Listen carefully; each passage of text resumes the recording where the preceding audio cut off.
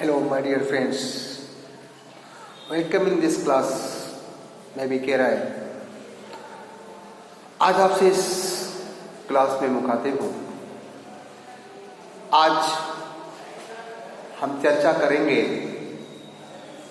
जिस चैप्टर को हम लोग क्लास में पढ़ रहे थे, भारत। भारत माता के प्रति क्या दृष्टिकोण था, भारत माता है कौन, इसकी चर्चा हम लोग कर रहे थे। एक बार फिर से मैं आपको बताते चलूं कि ये भारत माता चैप्टर पंडित जवाहरलाल नेहरू जी द्वारा लिखित है। ये हिंदुस्तान की कहानी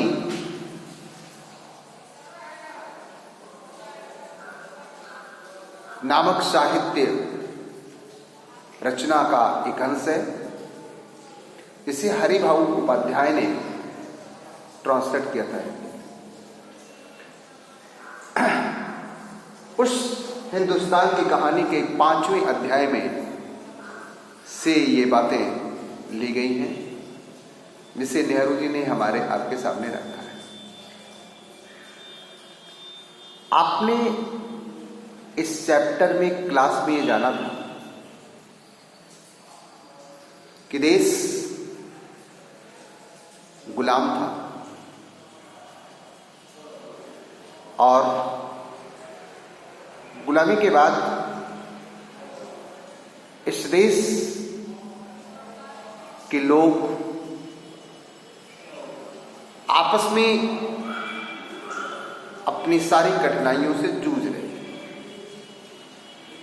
मैंने आपसे कहा था कि नेहरू जी जब कभी आम जनमानस के बीच में जाते थे तो उनकी धारणाएं भिन्न भिन्न हुआ करते थे। उन्हें समझते कि किसके साथ किस प्रकार की बात करनी है, क्या करना है और हमें इन भारतवासियों को क्या समझाना है। उन्होंने महसूस किया था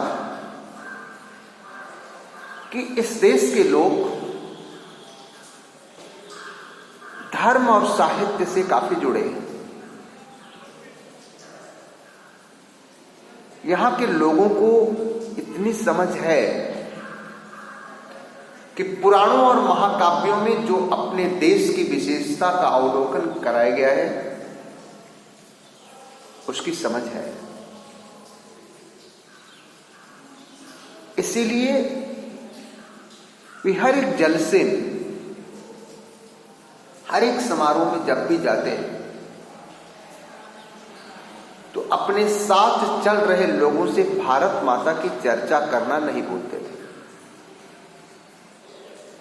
वे ये बताना चाहते थे कि अनेक हिस्सों में बटे होने के बावजूद, अनेक धर्म, भाषा और क्षेत्र में बटे होने के बावजूद भी भारत एक है। यहां के निवासी आपस में सब भाई भाई। हमें मिलकर अपने इस देश के विकास और तरक्की के बारे में सोचना चाहिए।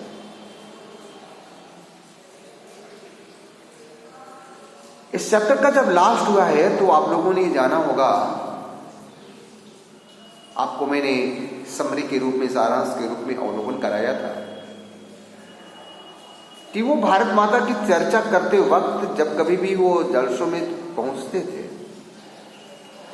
और लोग भारत माता की जयकारा के नारे लगाते थे,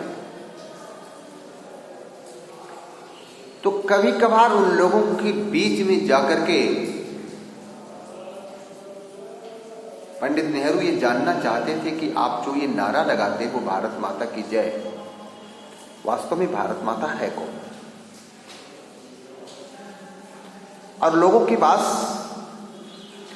इस प्रश्न का समुचित जवाब नहीं हो पाता था और तब वो बतलाते थे कि करोड़ों करोड़ों जो हम भारतवासी हैं, वास्तव में हम ही भारत माता है। और एक तरीके से भारत माता के जयकारा के नारे लगाकर आप करोड़ों भारतवासियों की जय बोलते हैं। और इस प्रकार से आप अपने देश के बारे में सोचते हो। ये जब चैप्टर का लास्ट होगा तो उस अंश में हम लोग जानकारी लेंगे। तो इस चैप्टर का मूल अंश ये है कि 3 प्रकार की चर्चाएं लोगों से करते थे नेहरू जी। अपने साथ चल रहे लोगों से वो भारत माता की चर्चा करते थे। शहरवासियों से जब वो मुखातिब होते थे तो उनको ज्ञान था कि शहरवासियों के पास कुछ ज्ञान होता है, वे पढ़े लिखे होते हैं, शिक्षित होते हैं। उन्हें इस नजरिए से हट करके भारत माता के बारे में बताने से कुछ अलग हट करके दूसरे देश की विकास और तरक्की के बारे में उनको अवगत कराएं, जिससे उनके दिल में अपने देश के प्रति एक जज्बात जगे, एक भावना जगे और वो देश की तरक्की और देश की खुशहाली के बारे में सोच सके। और जब वे ग्रामीण परिवेश में जाते हैं तो जानते थे कि गांव के लोग जो गरीब मजदूर तबका है, उस गरीब मजदूर तबके के पास अनेक प्रकार की समस्याएं होती हैं। वे अनेक प्रकार की परेशानियों से जूझते रहते हैं। वे अनेक प्रकार के लगान, टैक्स और जमींदारों के द्वारा उत्पीड़न के शिकार रहते हैं। तो ऐसे लोगों से जब वो भारत माता का जिक्र करते थे तो उसके साथ ही उनकी समस्याओं से भी रूबरू होते थे और उनकी समस्याओं से उन्हें निजात दिलाने का प्रयास करते थे। और अंत में उन्हें भारत माता के अर्थ को बता करके उनकी जिज्ञासा को शांत करते थे। नेहरू जी ने लिखा है कि अक्सर जब मैं एक जलसे से दूसरे जलसे में जाता और इस तरह चक्कर काटता रहता तो मैं अपने जलसे में आने वाले लोगों से इस हिंदुस्तान की चर्चा करना नहीं बोलता था। उन्हें बताता था कि अनेक हिस्सों में बटे होने के बाद भी हमारा भारत एक है, हमारे भारतवासी एक हैं, हिंदुस्तान एक है। और इस अपार फैलाव के बीच एकता के क्या आधार हैं और क्यों भारत एक देश है, क्यों भारत इतना विभाजन के बाद भी एक है, इस बात को बताना वो नहीं बोलते थे। वो बतलाया करते थे कि भारत एक संस्कृत शब्द है और इस जाति के परंपरागत संस्थापक के नाम से निकला हुआ है। मेरे प्यारे छात्रों, क्लास में मैंने आपको अवगत कराया था कि देखो, हमारा भारत देश 4 नामों से गुजरता हुआ आज इंडिया और भारतवर्ष के नाम से जाना जाता है। कुछ लोग इसे इंडिया का कर पुकारते हैं और कुछ लोग इसे भारतवर्ष कहते हैं। जो इस वतन की मिट्टी से प्यार करते हैं वो ये बोलते हैं कि हम भारतवर्ष के संतान हैं। और जिन लोगों के अंदर पाश्चात्य सभ्यता का रंग चढ़ चुका है वे लोग इस देश को इंडिया के नाम से पुकारना पसंद करते हैं। लेकिन ये देश 4 नामों से गुजर करके आज यहां पर आया। सबसे पहले आप सबको मालूम है कि हमारे जो पूर्वज थे वो आर्यवंश के थे। हम आर्यवंशों की संतान हैं और इसीलिए जब भारत का पहला नामकरण हुआ था तो इसे आर्यावर्त के नाम से जाना जाता था। समय गुजरने के साथ साथ इस देश का नाम बदला और इस देश में राजा दुष्यंत के पुत्र जब भरत का पदार्पण हुआ तो राजा दुष्यंत और शकुंतला के पुत्र भरत के नाम पर इस देश का नाम भारतवर्ष पड़ा। वो एक महाप्रतापी राजा थे, एक दिग्विजयी सम्राट थे और उन्होंने इस देश का नामकरण, उनके नाम पर इस देश का नाम भारतवर्ष पड़ा। इस देश के वो संस्थापक माने जाते थे और आर्यावर्त से नाम बदल करके भारत का नाम भारतवर्ष पड़ गया। और उसके बाद क्लास में मैंने आपसे यह भी जिक्र किया था कि जब अफगानी सिंधु नदी के रास्ते से गुजरते हुए भारत में प्रवेश किए और जब अफगानियों का शासन इस देश पर हुआ तो फिर एक बार भारत का नाम बदला, भारत की तस्वीर बदली और भारत को फिर भारतवर्ष के नाम से परिवर्तित करके हिंदुस्तान के रूप में जाना जाने लगा। और अफगानियों का यही वो समय था कि उन्होंने सिंधु नदी के नाम पर इस देश का नाम हिंद किया था और हिंद देश में रहने वाले लोग हिंदुस्तानी कहलाए और हिंदुस्तानी के नाते संज्ञा रूप में से हिंदुस्तान जाना गया। और यही वो समय था जब इस देश की भाषा का नामकरण भी इसी हिंद के नाम पर हिंदी पड़ा था। ये अफगानियों की देन है कि हमारी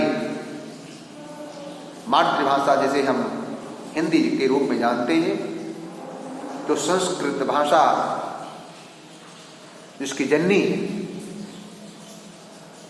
का हिंदी नाम कैसे पड़ा, हम आप अवगत हुए इन बातों के द्वारा। और उसके बाद जब अंग्रेजों का पदार्पण हुआ, जब अंग्रेज इस धरती पर आए, अपना अधिकार जमाए, तो उन्होंने फिर इस देश का नाम बदला और हिंदुस्तान कहा जाने वाला भारत या भारतवर्ष कहलाने वाला भारत या आर्यावर्त कहलाने वाला भारत अंग्रेजी भाषा का शब्द बन गया और इसे इंडिया के नाम से जाना जाने लगा।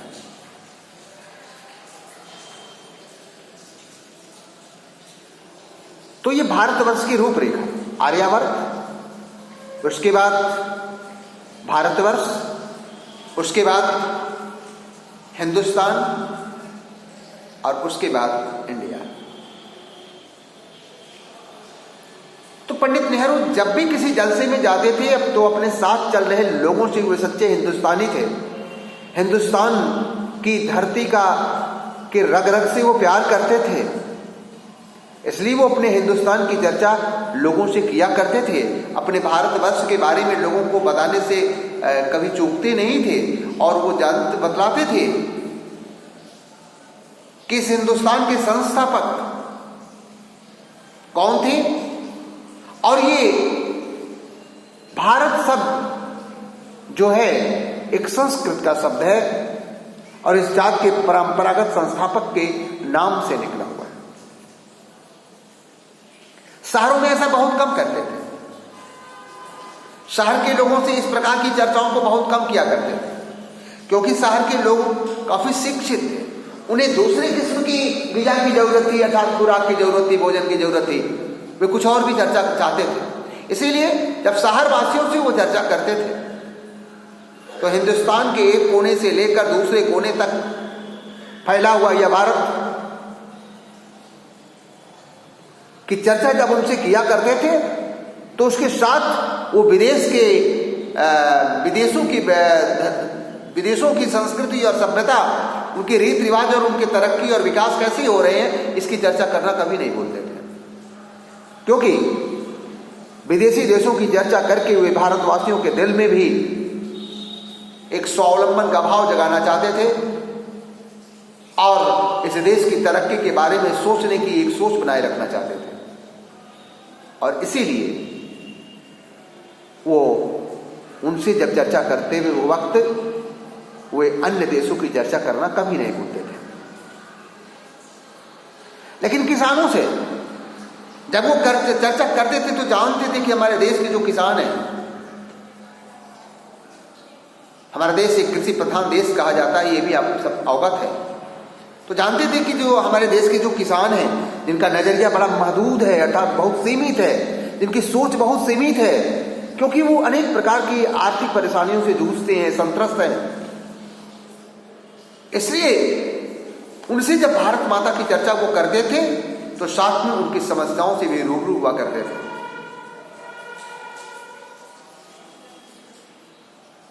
नेहरू जी कह रहे हैं कि जब हम अपने ग्रामीण भाइयों से इसकी चर्चा किया करते थे तो अपने भारत देश के बारे में बताते वक्त हम ये कोशिश करते थे कि उन्हें ये बताना ना भूलें कि अनेक हिस्सों में बटे होने के बाद भी हमारा भारत एक है और अनादिकाल से ये एक रहा, चलता चला जा रहा है। इस देश के लोग अनेक हिस्सों में बटे होने के बाद भी विश्व बंधुत्व की भावना अपने दिल में, भ्रातृत्व की भावना को अपने दिल में बसाए हुए हैं और हर हिंदुस्तानी एक दूसरे से प्यार करने का जज्बात रखता है और हर हिंदुस्तानी इस एक कोने से दूसरे कोने तक फैला हुआ हर एक हिंदुस्तानी अपने देश की तरक्की, अपने देश की खुशहाली के बारे में सोचा करता है।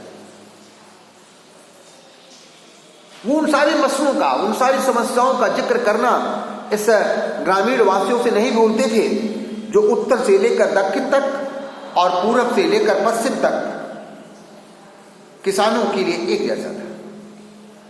अर्थात किसान,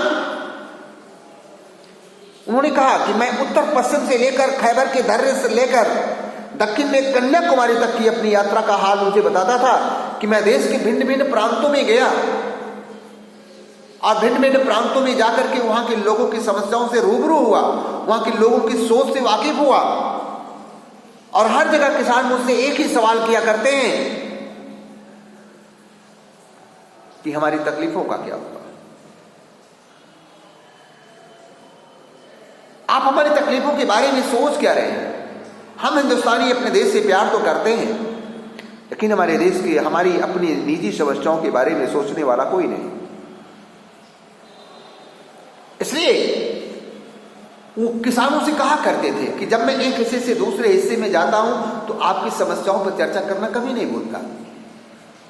गरीबों, कर्जदारों, पूंजीपतियों के सिकंजे, जमींदार, महाजन, पुलिस के जुल्म, ये सभी बातें हमारे सामने आती हैं।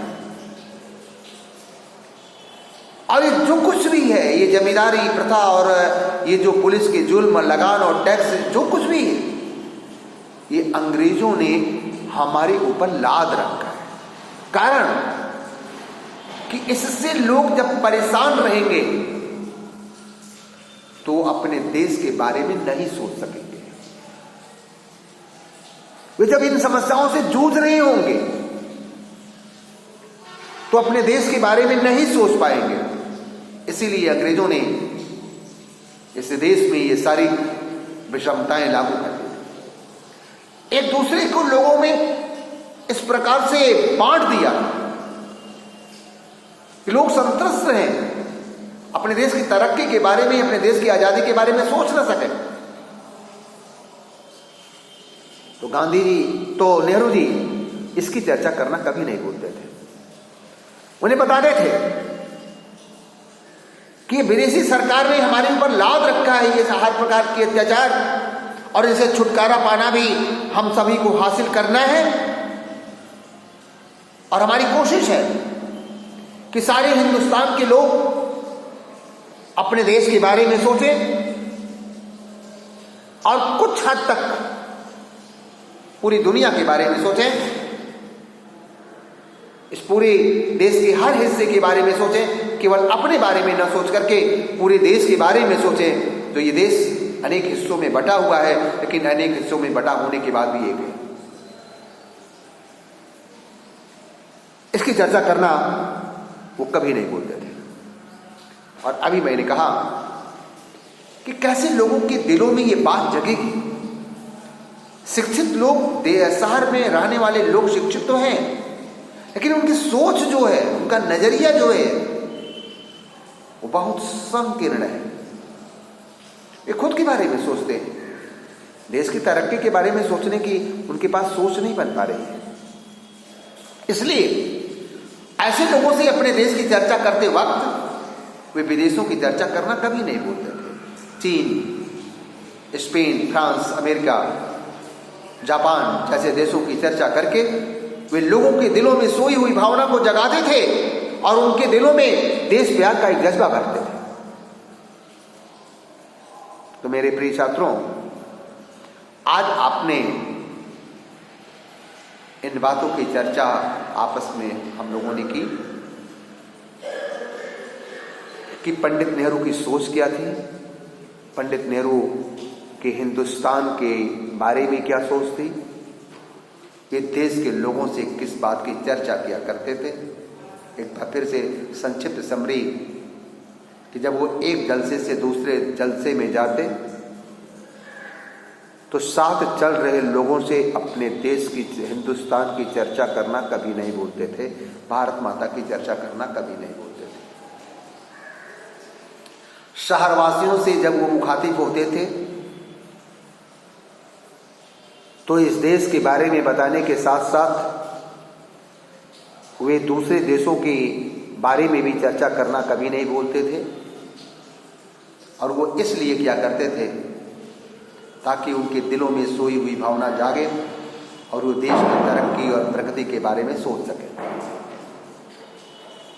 ग्रामीण परिवेश के लोगों से जब वो रूबरू होते थे तो उनसे भी भारत माता की चर्चा करते वक्त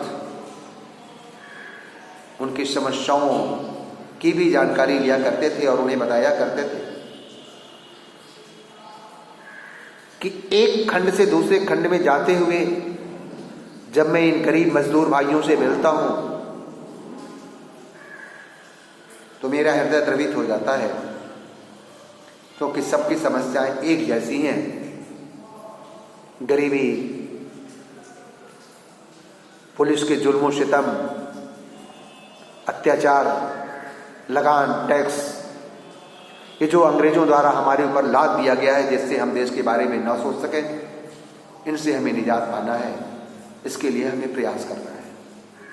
इसलिए वो जब उनसे चर्चा करते थे तो उन्हें भारत माता की चर्चा के साथ साथ उन्हें इस समस्या से अलग होने के लिए सोच भी बताया करते थे और अपने दिल की संवेदनशीलता उनके साथ प्रकट किया करते थे।